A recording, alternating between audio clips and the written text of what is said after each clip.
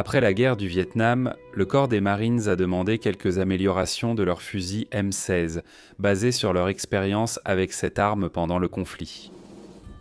Les Marines ont adopté le nouveau M16A2 au début des années 1980, suivi par l'armée américaine à la fin des années 1980, remplaçant ainsi le M16 comme fusil d'infanterie standard. Le M16A2 était équipé d'un canon plus épais que son prédécesseur, afin de résister à la déformation sur le champ de bataille et de lutter contre la surchauffe après de longues périodes de tir soutenu. Comparé à l'automate Kalachnikova 47 personnellement, je préférerais le Kalachnikov. Je pense que c'est une arme beaucoup plus simple et plus robuste. Un soldat sur le terrain m'a dit que le son le plus effrayant au monde, c'est un clic quand on a besoin d'entendre une détonation.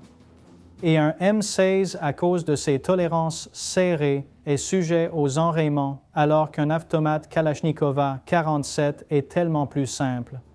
Et si tu veux tirer sur quelqu'un, choisis toujours la fiabilité à chaque fois.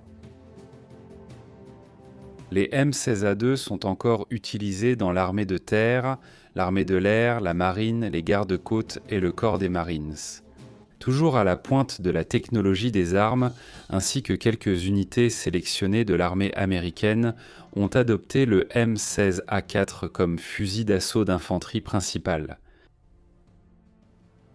Bien que nos troupes aient connu la défaite lors de la guerre du Vietnam, les fabricants et concepteurs d'armes ont tiré les leçons du champ de bataille et ont cherché à fournir à nos soldats une nouvelle arme. Celle-ci apporterait plus de puissance de feu à un soldat individuel sans devenir un fardeau trop lourd à porter. Une variante américaine de la Fabrique nationale Minimi, conçue en Belgique. La mitrailleuse légère M249 a été utilisée au combat par les soldats américains dans tous les conflits impliquant les États-Unis depuis l'invasion du Panama en 1989. En 1968, le programme d'armes légères de l'armée a lancé des projets pour développer une mitrailleuse de calibre 5,56. Cependant, on ne pensait pas qu'une arme de cette taille serait utile à nos soldats. Le projet n'a été entièrement financé que lorsque des tests supplémentaires de la cartouche 5,56 ont révélé ses performances supérieures. En 1976, l'arme expérimentale qui allait devenir la mitrailleuse légère M249 a été conçue, fabriquée et testée. Il semblait que les soldats n'auraient non plus à compter sur des fusils ou sur une artillerie encombrante et lourde pour un tir soutenu en automatique. Avant la mitrailleuse légère, ou l'arme automatique de section, comme elle était désignée à l'origine. Les principales mitrailleuses utilisées par notre armée étaient la mitrailleuse M2 qui devait généralement être montée sur un véhicule et la M60 qui était un peu plus portable mais restait extrêmement lourde. Les deux armes demandaient au moins 2 soldats pour être efficaces. Les fusils M14 et M16, bien qu'ils disposent de modes de tir entièrement automatiques, n'étaient pas conçus pour le tir rapide, soutenu qui serait nécessaire pour surpasser un combattant ennemi. Les armes surchauffaient, s'enrayaient et les chargeurs ne pouvaient décontenir que 30 cartouches. C'est insignifiant face à la cadence de tir d'une mitrailleuse légère. La mitrailleuse légère M249 à système à gaz et culasse ouverte pèse jusqu'à 10 kg. Entièrement chargée, l'arme est alimentée par une bande de munitions plutôt que par un chargeur, mais la M249 peut être équipée de chargeurs OTAN au cas où elle manquerait de munitions en bande. Cela, associé à des éléments comme un canon interchangeable refroidi par air, permet un rythme de tir allant jusqu'à 800 coups par minute. Le bipied repliable à jambes réglables offre stabilité et précision à l'arme. Habituellement, on ne trouve cela que sur un fusil ou une artillerie plus lourde, et l'arme a une portée efficace de plus de 1000 yards. La M249, adoptée par le corps des Marines en 1984, a vu sa production suspendue l'année suivante en raison de surchauffe de canon et d'arêtes vives. Les années 1990 ont vu ces problèmes corrigés et la mitrailleuse légère utilisée par les forces américaines lors de la première guerre du Golfe, en Somalie, en Bosnie et au Kosovo. À partir du 11 septembre 2001, les forces des États-Unis sont entrées en Afghanistan dans le cadre de la guerre contre le terrorisme. En 2003, les opérations se sont également intensifiées en Irak, avec l'opération Liberté irakienne. Dans ces deux conflits, les soldats américains ont emporté des M249 au combat. À cette époque, beaucoup de ces armes étaient en service depuis près de 20 ans.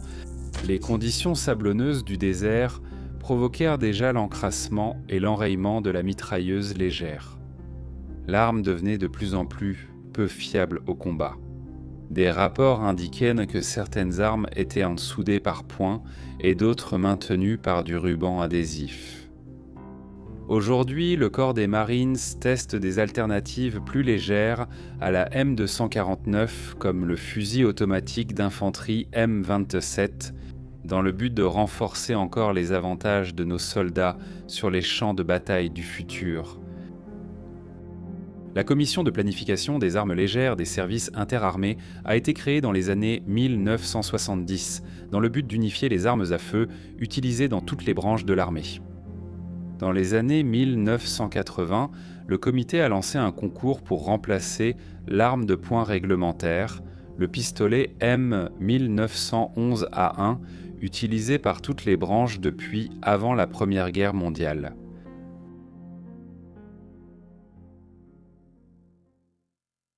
L'adoption du Beretta M9 a été l'un des deux seuls grands programmes d'adoption d'armes de poing en un siècle d'histoire militaire américaine. Aujourd'hui, le M9 reste l'arme de poing réglementaire dans l'armée de terre, la marine et l'armée de l'air des États-Unis. Le corps des Marines a commencé à remplacer le M9 et d'autres armes de terrain, tandis que le fusil carabine M4 continue d'adapter les armes pour le combat rapproché. En 1984, la société de fabrication Colt a commencé à concevoir une nouvelle carabine d'assaut qui augmenterait la cadence de tir et la vélocité tout en étant plus légère que son prédécesseur, le M16A2. Eugene Stoner, concepteur du M16 et de nombreuses autres armes à feu pour la société Armorlight, a créé la carabine M4 comme une variante plus courte et plus légère du M16A2. Les fusils ont environ 80 de leurs pièces en commun.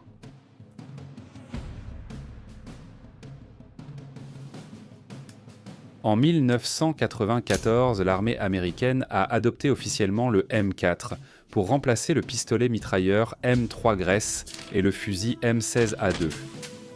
Les officiers du corps des Marines jusqu'au lieutenant-colonel et les sous-officiers d'état-major ont reçu le fusil pour remplacer le pistolet M9 afin de renforcer la doctrine du corps des Marines.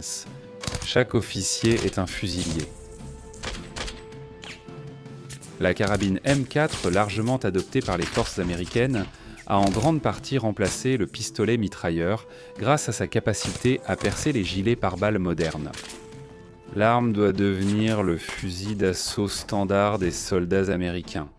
Remplaçant le M16 en 2009, l'armée américaine a pris possession du design de la M4 afin de permettre à d'autres fabricants de proposer leur propre modèle de M4 pour continuer à donner à nos troupes un avantage contre le terrorisme. De la lance à feu et du fusil à silex jusqu'au M16 et à la carabine M4, les armes à feu ont évolué bien avant la fondation de notre grande nation. Même ceux ayant travaillé avec les adversaires de l'Amérique ont reconnu l'importance de l'histoire et de la tradition. Même en concevant quelque chose de complètement nouveau, comme Mikhail Kalachnikov l'a dit un jour, chaque concepteur a sa propre méthode, ses succès et échecs. Mais une chose est claire, avant d'essayer de créer quelque chose de nouveau, il est essentiel d'avoir une bonne connaissance de tout ce qui existe déjà dans ce domaine. J'ai moi-même eu de nombreuses expériences qui confirment que c'est bien le cas. Lorsque de futurs adversaires troubleront la paix, quels avantages les soldats auront-ils sur l'ennemi ? À l'heure actuelle, l'armée des États-Unis organise un concours de conception pour ce qu'on appelle désormais la carabine individuelle. L'arme théorique remplacera même la M4 encore nébuleuse, entre les mains des opérateurs de l'armée. Cela montre que les concepteurs et fabricants militaires américains travaillent à garantir la supériorité future de l'arme à feu et à poursuivre son évolution.